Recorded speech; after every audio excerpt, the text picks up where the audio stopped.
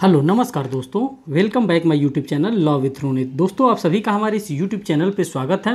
दोस्तों एक नए अपडेट के साथ आ रहे हैं जो कि यूपी पीसीएसजे मेन एग्जामिनेशन से रिलेटेड साथियों ये अपडेट होगा। साथियों इस वीडियो के माध्यम से आज हम बात करेंगे जो लोकल लॉस होते हैं, जो हमारे स्थानीय विधि होते हैं, जिसको हम लोग लोकल लॉस के नाम से जानते हैं, उस पर मैं आपके लिए आज आंसर राइटिंग करके लाया हूं। और साथियों जो आज मैंने आंसर राइटिंग स्पेसिफिकली किया है वो यूपी म्यूनिसिपैलिटी एक्ट 1916 का है। इसी पे मैंने आप लोगों के लिए आंसर राइटिंग करके लाया हूं। साथियों मैं आपको यहाँ पे बता देना चाहता हूं, आपको इस थंबनेल में ही आपको एक बुक दिख रही होगी। साथियों जब मैं आंसर फ्रेमिंग कर रहा था तो मैंने इसी बुक का हेल्प लिया था, क्योंकि इस बुक में अच्छे से क्वेश्चन हमको फ्रेम करके दिया गया है। साथ ही साथ इस बुक में हमको ये भी देखने के लिए मिल रहा है कि कौन कौन सा क्वेश्चन किस किस ईयर में आया है। ये सारी चीज़ हमको देखने के लिए मिला है। और जो आज मैं सबसे पहला ले रहा हूँ ये उत्तर प्रदेश नगर पालिका अधिनियम 1916 के एक्ट को हम यहाँ पे डील करने वाले हैं।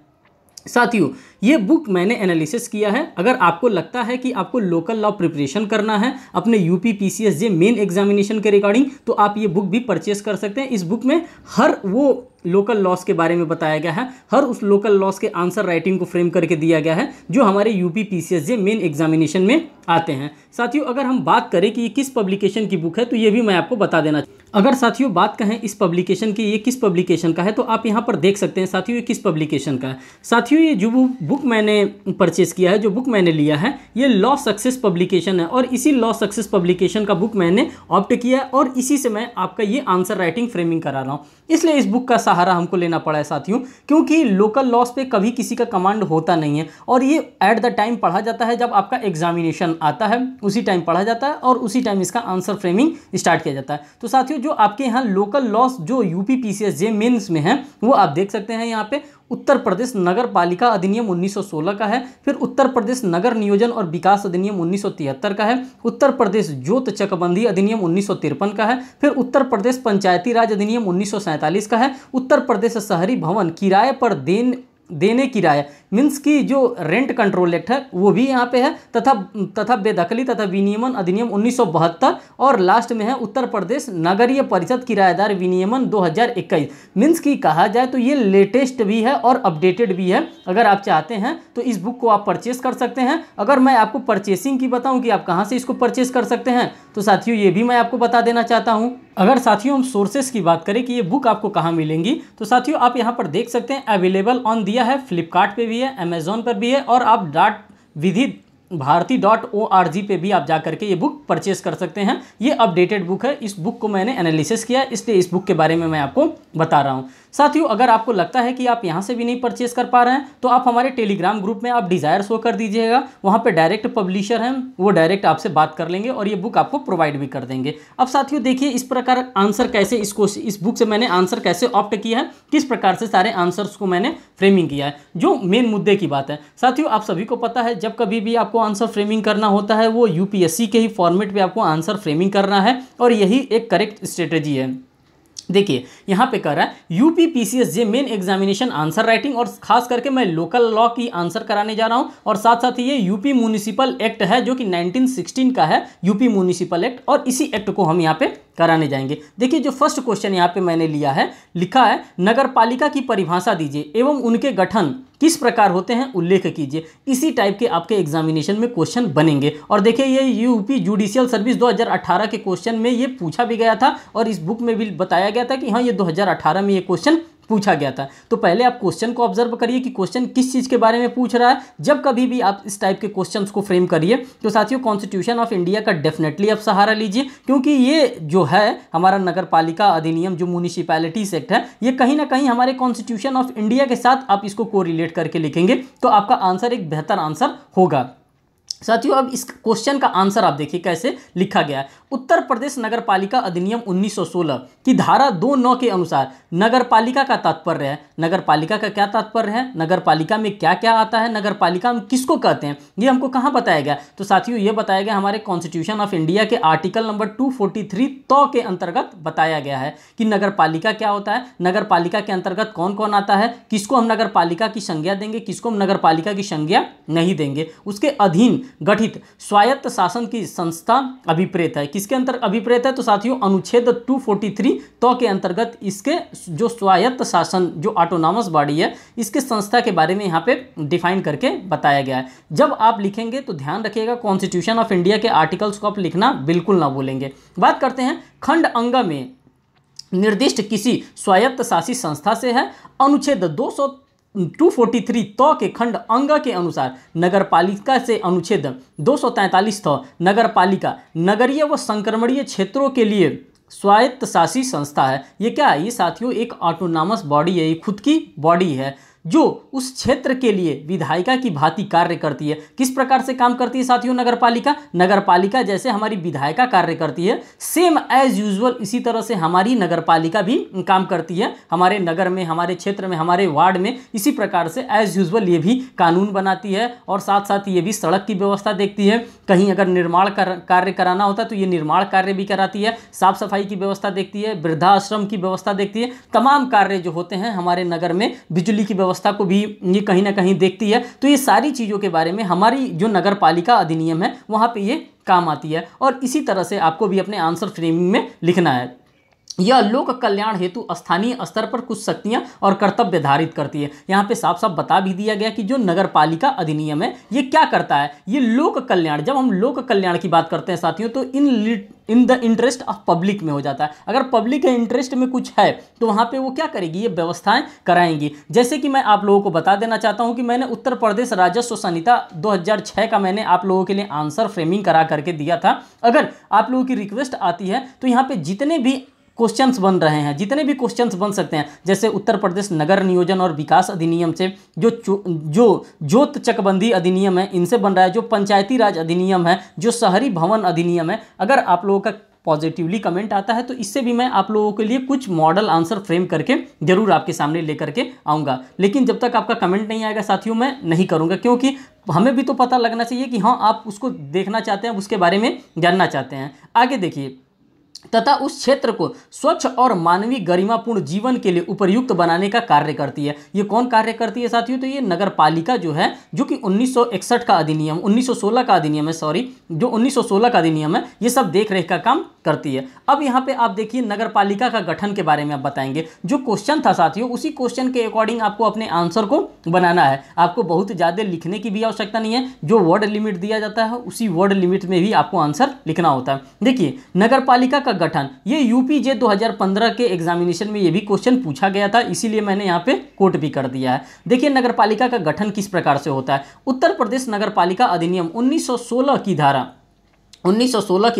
3 क के अनुसार प्रत्येक संक्रमणीय क्षेत्र या लघु नगरीय क्षेत्र के लिए नगरपालिका के गठन का उपबंध किया गया है। कहाँ के लिए किया गया है साथियों? तो आप यहाँ पर देख सकते हैं, जो संक्रमणीय शील क्षेत्र हैं और जो लघु नगरीय क्षेत्र हैं, यहाँ पे एक एक नगरपालिका को स्टैब्लिश करने के लिए क्या किया गया है? उपबंध किया गया है। एक एक प्रोविजंस को प्रोवाइड किया गया है कि किस तरह से आप नगरपालिका यहाँ पे व्यवस्था कर सकते हैं। देखिए कह रहा है, अगर इसको हम कोरिलेट करना चाहें तो कह रहा है कि भारतीय संविधान के अनुच्छेद 243 के अनुसार प्रत्येक राज्य में नगरपालिका का गठन निम्न प्रकार से किया जाएगा। अब किस किस प्रकार से नगरपालिका का गठन किया जाएगा, कैसे नगरपालिका का गठन किया जाएगा, इन तमाम चीजों को आप यहाँ पे एनालिसिस कर सकते हैं। देखिए साथियों पहला कह रहा है कि नगरीय पंचायत का गठन किसी संक्रमणीय क्षेत्र के लिए, किसके लिए? आप लोगों ने अभी ऑब्जर्व किया कि किसी संक्रमणीय क्षेत्र के लिए या लघु क्षेत्र के लिए भी क्या किया जा सकता है? नगर पंचायत का और नगरपालिका का गठन किया जा सकता है। सेकंड कह रहा है नगरपालिका परिषद का गठन किसी लघु नगरीय क्षेत्र के लिए किया जाएगा। किसके लिए किया जाएगा?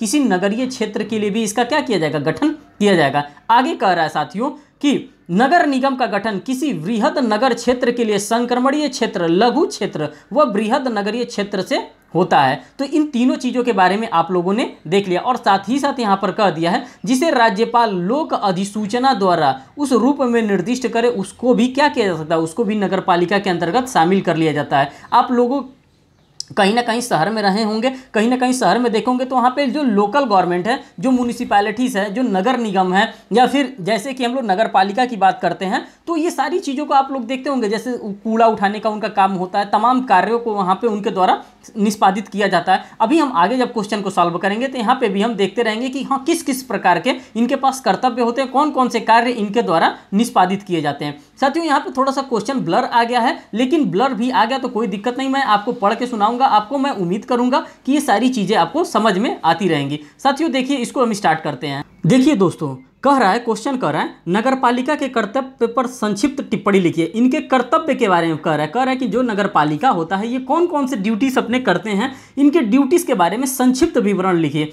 इसी प्रकार के आपके एग्जामिनेशन में भी क्वेश्चन इससे बनते हैं। इससे बड़े बड़े क्वेश्चन आपके एग्जामिनेशन में नहीं बनते हैं, और बड़े भी बनते हैं तो उसका भी मैं आंसर आपके लिए जरूर फ्रेम करके लेकर के आऊँगा। अब इसके उत्तर देखिए। नगर पालिका का कर्तव्य, धारा 7 नगर पालिका अधिनियम 1916 की धारा 7 और 8 के अंतर्गत नगर पालिका के कर्तव्यों के बारे में उपबंध किया गया। ये तो बात आपने एज यूजुअल बता दिया, जो नगर पालिका अधिनियम 1916 के अंतर्गत बताया गया है कि उनके कौन कौन से कर्तव्य होते हैं, उनके कौन कौन से क्या कहते हैं कर्तव्य और कौन कौन से उपबंध होते हैं, इन तमाम चीज़ों के बारे में धारा 7 और धारा 8 के अंतर्गत हमको देखने के लिए मिलता है। नगर पालिका के प्रमुख 2 प्रकार के कर्तव्य होते हैं। अब कौन कौन से 2 प्रकार के कर्तव्य होते हैं, तो साथियों एक अनिवार्य कर्तव्य के रूप में हम जानते हैं जिसको उनको करना ही करना होता है, और एक डिस्क्रिशनरी कर्तव्य जिसको कि हम लोग वैवेकिक कर्तव्य के नाम से जानते हैं। ये 2 कर्तव्य उनके पास होते हैं, और इसी कर्तव्य को हम यहाँ पे देखते हैं। जो अनिवार्य कर्तव्य के अंतर्गत आता है कि इनको अनिवार्य रूप से इनको करना ही करना है, डेफिनेटली इनको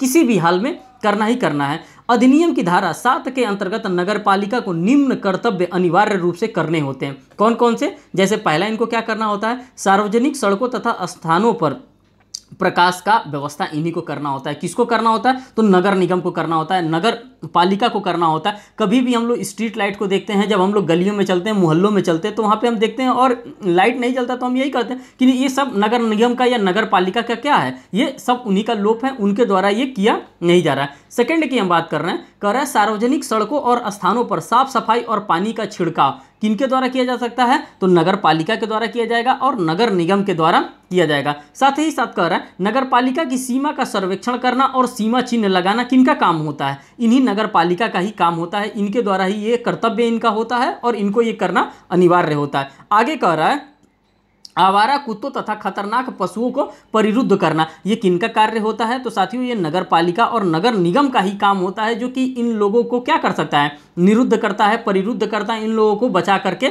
सेफ करके एक जगह रखता है। किसको? खतरनाक पशुओं को। बात करते हैं नेक्स्ट, सार्वजनिक सड़कों या सार्वजनिक स्थानों से अवरोध हटाना, इनका किनका काम होता है, तो साथियों ये नगर पालिका अधिनियम के अंतर्गत ये नगर पालिका का ही कार्य होता है। और भी कार्य की बात करते हैं, नगर पालिका में निहित संपत्ति की सुरक्षा करना, जो भी संपत्ति है नगर पालिका में अगर वेस्टेड है तो उन संपत्ति को भी क्या करना है, इनका कार्य होता है कि वो उसको कंजर्व करके रखें, सुरक्षित करके रखें। ये सारा कार्य किसका होता है, तो साथियों ये सारा कार्य नगर पालिका का होता है, अगर नगर पालिका को हम देखते हैं। इसी तरह से तमाम और भी कार्य हैं इनके, जो कि तमाम कार्य को हमको लिखने की आवश्यकता नहीं है। जितना हमारा क्वेश्चन पूछे, जितना हमारे क्वेश्चन की डिजायर होती है, उतना ही हमको आंसर में अपने लिखना होता है। अब जो सेकंड इनके कार्य को हम देखते हैं, जिसको हम वैवेकिक कर्तव्य मीन्स की डिस्क्रिशनरी पावर के नाम से जानते हैं, जो इनके डिस्क्रिशनर पे डिपेंड करता है, वो है अधिनियम की धारा 8 के अंतर्गत नगर पालिका के वैवेकिक कर्तव्य का उपबंध है। इस कर्तव्य का पालन नगर पालिका अपनी सीमाओं के भीतर कहाँ करता है साथियों, तो आप देख सकते हैं कि अपनी सीमा के भीतर तथा विहित प्राधिकारी को स्वीकृति से अपनी सीमाओं के बाहर कर सकता है, ये निम्नलिखित है। अब ये इनके पास कौन से विवेक पे इनके डिपेंड करता है, मीन्स कि जो नहीं कहा जाता है कि मन मौजी, जो मेरा मन करेगा वो मैं करूँगा, उसी के बात कर रहा है। देखिए ये कौन कौन सा इनके विवेक पर डिपेंड करता है। पहला कह रहा है नवीन सार्वजनिक सड़कों के निर्माण के लिए तथा इनमें संसक्त भवनों के निर्माण के लिए भूमि अर्जन करना, ये किसके द्वारा किया जा सकता है साथियों, अगर छोटे जगह पे देखा जाए तो नगर पालिका के द्वारा, और कहीं बड़े जगह पर देखा जाएगा तो वहाँ पे नगर पालिका के द्वारा नहीं, बल्कि वहाँ पे किसके द्वारा, वहाँ पे नगर निगम के द्वारा किया जाता है। जनगणना का कार्य भी इनके द्वारा किया जाता है, नगर पालिका के द्वारा। साथ ही साथ अगर इनके डिस्क्रिशनरी पावर पे डिपेंड करता है, ये पुस्तकालय भी बना सकते हैं, संग्रहालय भी बना सकते हैं, कूठाश्रम भी बना सकते हैं, अनाथालय भी बना सकते हैं, शिशु सदन भी बना सकते हैं, पागलखाना भी बना सकते हैं, धर्मशाला, स्नान गृह घाट, वो अन्य लोकोपयोगी निर्माण कार्य